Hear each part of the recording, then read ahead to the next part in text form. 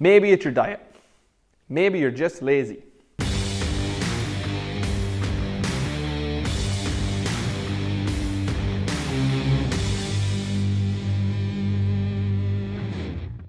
Okay, so I know this is a controversial topic, but I'm here to tell you it's really just not. Look, the science is out. There are a lot of studies saying lots of different things. So let's talk about the things that we do know to be true. You can't expect to eat chips all week and lose body fat, unless you know exactly how many calories you take in and exactly how many calories you burn. We know that exercise is good for you, or at least the response that you experience from exercise given good sleep, nutrition, hydration, sunlight. And we know that processed sugary and fatty foods are bad. We know these things. We know we should eat more vegetables. We know fruit has sugar, but we also know it's good for us. We know we need fiber, and we know we need water. We know we need protein, and we know we should be eating whole foods. If you didn't know any of these things, I would be very, very surprised. So why don't we do it then? And before I go into any further detail, I want you to understand I'm not claiming to be perfect. I'm not claiming that I have perfected any of these things, or that I'm telling you that you're a bad person. I'm simply trying to state the facts. You know what to eat, and you know how much to move. Or at the very least, you know who to ask or where to go to find out this information. The problem is, you just don't do it. This is what I want to talk about today. The main point I'm trying to cover in this video is mindset. This can take the form of stories, as that's largely how our brains work. Another way of framing this is your beliefs. Stories can be very, very powerful. So it's very important that you understand and listen to the stories that you tell yourself and tell other people. When we say things like, I just don't have the time, you have now entered a story in your head where you're a character with no time in order to do something. And when we do this, we wire our brain to organize your resources accordingly. So, with this story in mind, how are you going to approach exercise? You won't, because you've started your journey already not having time. So why bother? Everybody has 24 hours in the day. Some people can achieve incredible things in that time frame, while others simply can't. This is because those who do incredible things have empowering beliefs and stories. It says in the Bible numerous times to have faith, to believe. So when we set our sights high on something and we really, really want it, we'll strive towards it as if it was possible, regardless of what obstacles might occur or stand in your way. That belief, if anything else, is a very empowering story. This will equip you with a mindset to look for solutions instead of problems. This is just one scenario. Another is that it's just too hard. And though that might be true to some extent, do not, and I repeat, do not bite off more than you can chew. This can be a common flaw of the perfectionist mindset, that if you can't do whatever idea you have in your head of what exercise is, i.e. your story or belief, well then you won't bother.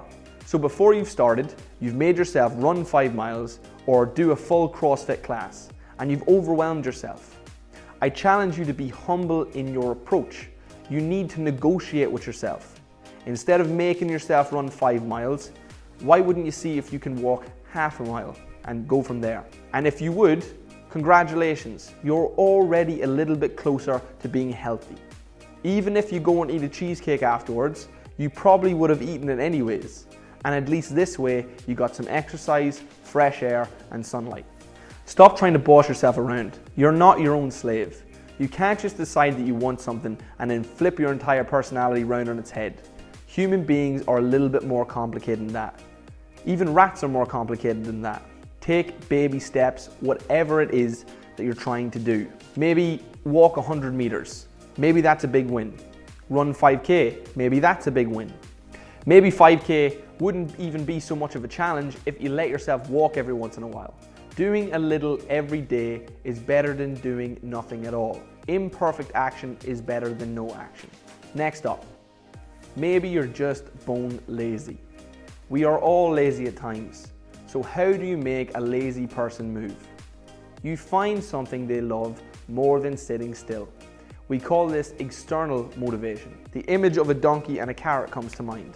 For you, maybe you have to make a little promise that if you do something, even if it's a little something, that you'll reward yourself. And then make sure you give yourself that reward.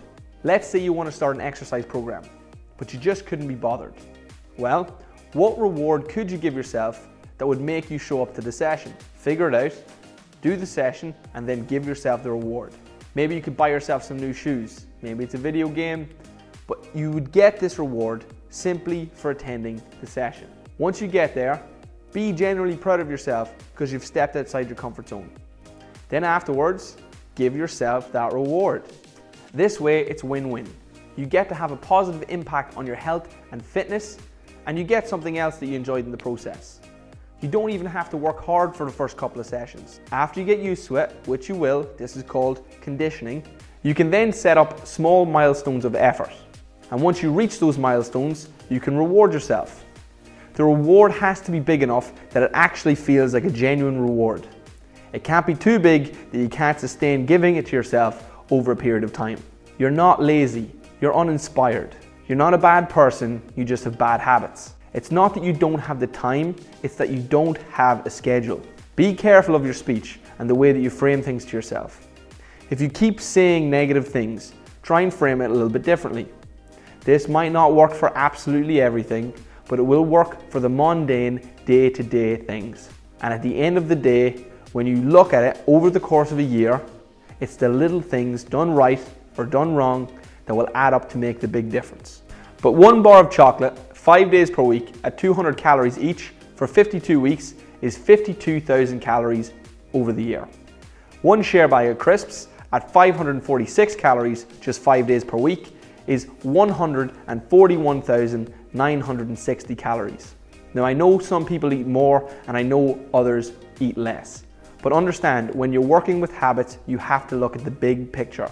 A few bad habits can add up to a big, bad problem. I hope you enjoyed this video and I certainly hope you found it helpful. For more content just like this, please like and subscribe to our channel. Thanks for watching.